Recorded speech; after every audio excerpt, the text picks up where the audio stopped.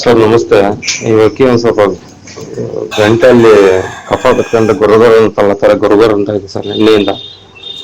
ಬಾಯಿ ಸ್ವಲ್ಪ ಓಪನ್ ಮಾಡ್ತಿರುತ್ತೆ ಅವಾಗವಾಗ. ನೋಡಿ ಹೇಳಿ ಸರ್ ಇದಕ್ಕೆ ಮೆಡಿಸಿನ್.